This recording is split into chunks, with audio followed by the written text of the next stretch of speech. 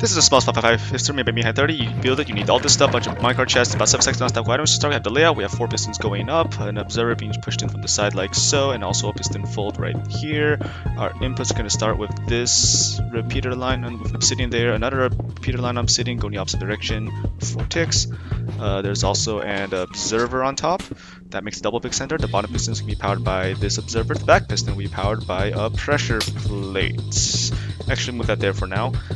We are going to have 4 blocks in storage and also a piston worm to push it in. Piston worm, that piston will be pushed by these 5 observers. Break the back one for now, stack it back to get the full layout. Now, for the armor stands, we're going to place those in here. We're going to place 2 armor stands here, push them against some walls so they're in the middle of 2 plates. Like so. We're going to need another one in the middle, so place an armor stand there, another wall, and another piston to push it, like so. Now break everything and have the armor stands fall into the block. So now you see if we push these plates in using pistons or welded it, and push the armor stands up, that will power back pistons. Okay, now onto the closing. So start with our lever, which is going to be in the corner. This is going to go immediately into a hopper ROM with a stack and 2 snowballs, so that when you read it from a comparator, it gives a signal strength of 4. So we get 4 pulses out of this observer, and that will do our worm. So place some dust, a note block, and here we're going to have a glass pane trapdoor. We need that so we have room for entities later. So place a bunch more glass panes, a bunch more trapdoors, and a bunch more observers to finish the worm.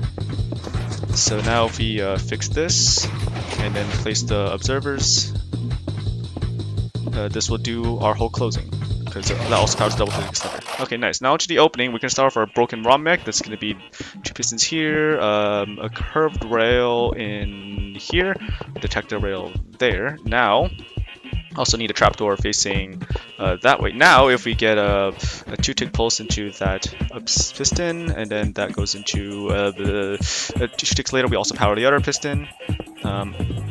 Now if we do that and we paste in 120 carts using a schematic you find in the description, if you pulse this, you'll see that this dispenses the carts one by one through the detector rail, and these have different items in it, so they'll give different signal strengths when read out by a comparator, like so. Now we decode that signal strength into powering one of our inputs, and the sequence of cards does a whole sequence for the opening. So now decoders. So signal strength 1 decoder will power these 4 observers into this piston. However, at signal strength 2, that's disabled by 3 ticks later using this piston. Now copy that whole decoder for signal strength 4, like so. So outputs. Signal strength 1 is going to power this block going to that piston, which goes upwards into our 1-tick line. Signal strength 4 is going to power that piston, which does our bottom pistons using these observers. Signal strength 2 is going to be in here, so break that, place 2 slabs and some dust. Signal strength 2 will power this comparator, which is disabled at signal strength 3. That will power that dust, which will power that dropper after being redirected. That will power this observer, which powers this toggle going upwards into our observer pistons. That toggles the observers.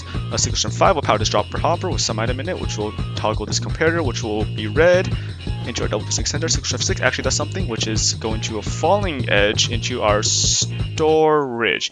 That also powers the double piston extender at the same time, but that's fine because we just made it so. Now the clock, we just have read from the comparator, so that when it turns off, we get another pulse. Break these observers so that we can test. Now simulate the closing. That will reset the cards. The first card signal strength 3, which does nothing. That's on purpose. That will start the clock later. So now if we reset everything,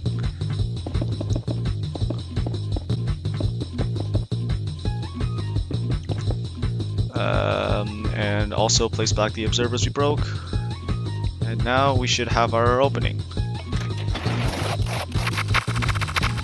And also, it doesn't matter if you have 4 blocks above where the observers are, because it just still works either way.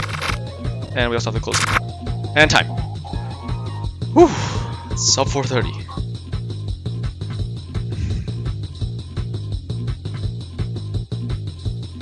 Yay, that's the end of the video. Goodbye.